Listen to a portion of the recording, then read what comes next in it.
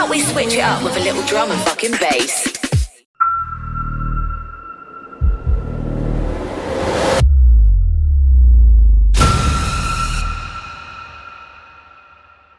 I had one more job. Oh, what's the job? What's the job? One. What is it? There is okay, you know the movie Jaws? Yeah. You've seen it, right? Yeah, I've seen Jaws. Right. You know when like that one police officer is like sitting in the chair looking at the beach, like towards the beginning, and then it's like the rapid zoom in and everything around him is like closing in, and it's like that one famous shot. They were just kind of experimenting. Yeah, the fishbowl thing. Yeah, there is like a guy on every set where his entire job is just to wait to change the setting of the camera as they're filming to set it to the right direction. And he has to mark out how much he has to turn in a specific amount of time and not to shift it. And that's his entire job. That's called being a cinematographer or a cameraman. You think that that's strange or horrible? I think it's kind of strange if you only adjust one setting and you're not even controlling the camera. You're just adjusting the lens as they're shooting. I feel that's weird.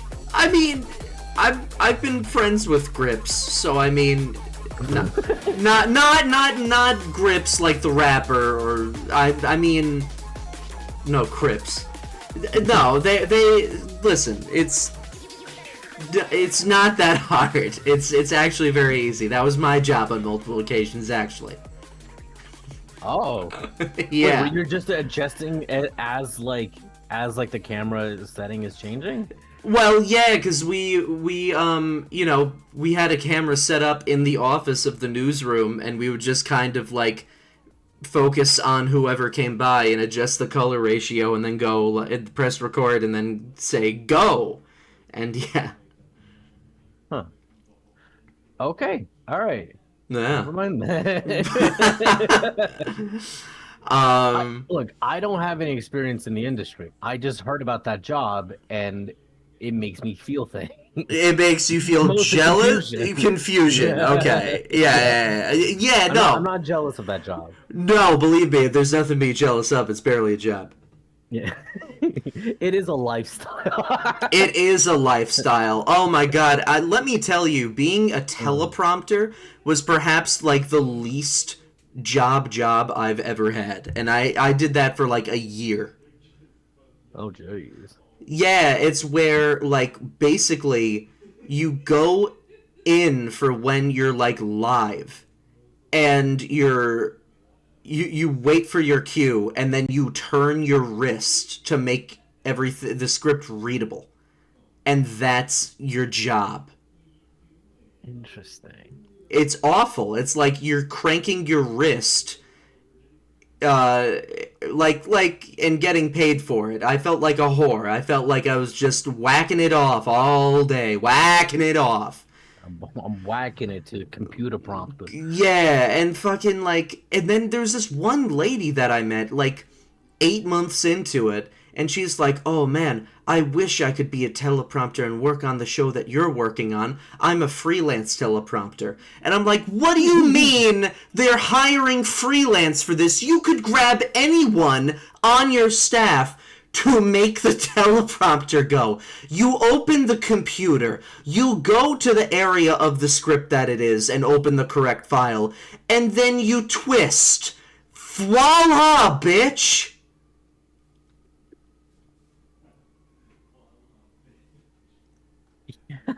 Yeah. Honestly, you kind of just...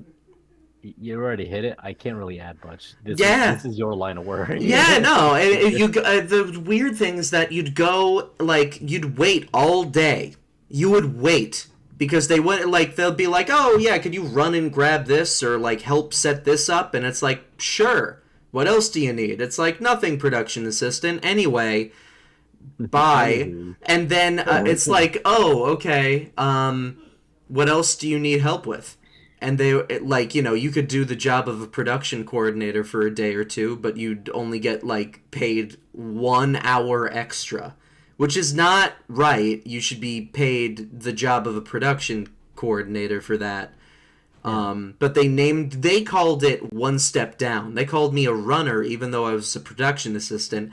The production assistants there were production coordinators, and the guy, they were taking it from, like, taking orders from producers, and then, I don't know why it was set up like that, but it was. And then, yeah, but no matter what, even if you sat around and did nothing the whole day, at 3 p.m., that's when you go over and, like, drop everything, make sure you're there for then, and then that's when the show starts and they're taping it, and you do the teleprompting, and it takes an hour and a half, and then you have 30 minutes to fuck around, and there's no reason to leave, and then you do it live at 5 p.m., and then if they need to correct anything, then they do. But hopefully you get out at 5:30, Right. and worst comes to worst, they do they do a few corrections and then do it at 6. But it's just this wild kind of bullshit where you're just waiting around for somebody to fucking give you something to do. And you gotta thank them for the opportunity. Yeah. It's like, oh yeah, thanks so much for letting me fucking jack my penis off or do nothing the whole fucking day. And then do that for days on end until they're like, hey, would you like to have a promotion? Sure. Would you like the shittier job in the office? No. Okay, well, there's nothing available for you. It's like, amazing. What about the web department? Can I go there? And they're like, well, you could. We're not going to help you with that. What I'm not about... gonna let you. Yeah, like, I'm in the control room. The director probably needs help. The assistant director, the executive producers, they probably need help. And it's like, well, yeah, that would be a great use of your time and your talents. What if no? What if no? What if you just sat there and we paid you? And it's like, okay, great. Thank you for wasting my time. Yeah, because that was totally what I got signed up for. Totally what I'm getting, what I'm supposed to be paid for. Yes, totally. Yes. It's just bizarre because the thing other than that was, like, before that I was at the Late Show, and it's like incredible. It's fucking, like, they're impeccable. Everything is done pristine there, and it's done daily, and it's like, even when you're escorting audience members, like, I brought my A game there, and I was like, I became an amazing public speaker because it was like, yeah, I'm here to fucking, do a good job. And they were like, wow, that's cool. You'll get rewarded for it with this. And then if you make one mistake, we'll never forget that and you'll get demoted. But, fucking, Whoa. yeah, and then it's like, all right. And then, then I moved on. And when I moved on, like, yeah, they only had room for one person, and they gave it to him. I mean, he's a great guy. He really is a good guy. But they gave him the promotion because he arrived early every day, like earlier than everyone else. That is mostly the main reason. And it's like, okay, but all right, fine. You don't have any other position. That's fine. Anyway, that's my rant. Thank you for listening. Woo! Yeah. Woo! I wish I could have more to that. Yeah, no, that's just how life was in production. And then everyone that you're working with is mostly complaining about how it sucks to work there, which makes working there even worse.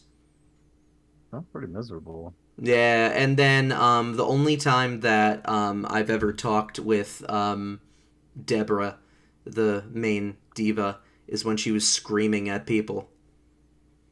Jesus. Yeah. I mean, yes, she doesn't have a job anymore. No, but she was on the board of directors of Paramount. She had, she finally quit. But she had 3 months of vacation days a year. 3 months? Yes, and she would show up drunk on set, and she would take days off. So she's this abusive alcoholic who her success is not good enough for her. Instead of helping other people, she has decided to be the worst person in the world. Fuck Deborah Norville.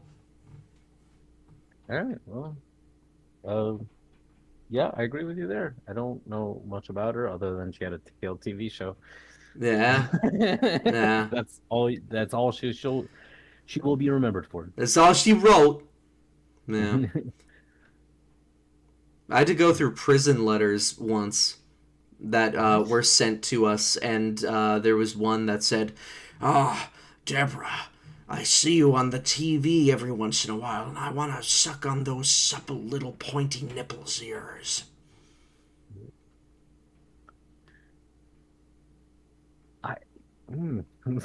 Hold on. Why are you getting like?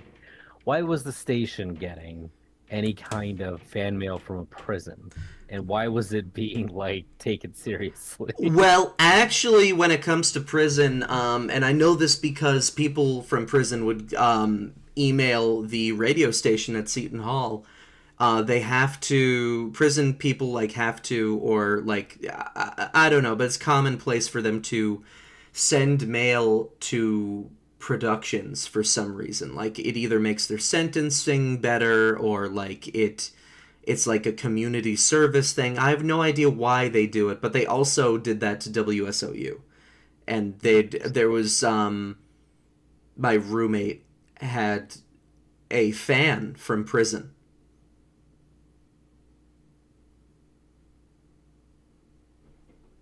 Huh.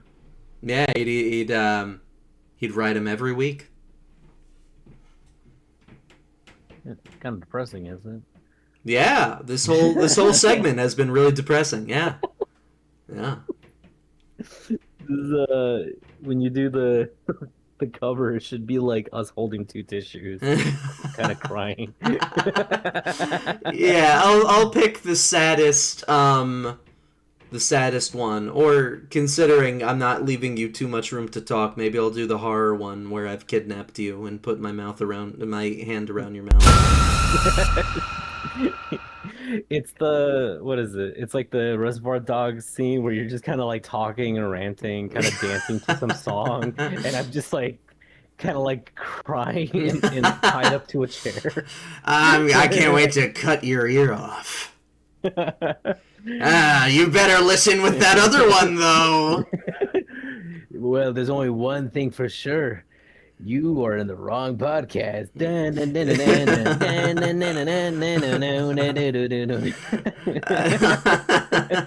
Stuck in the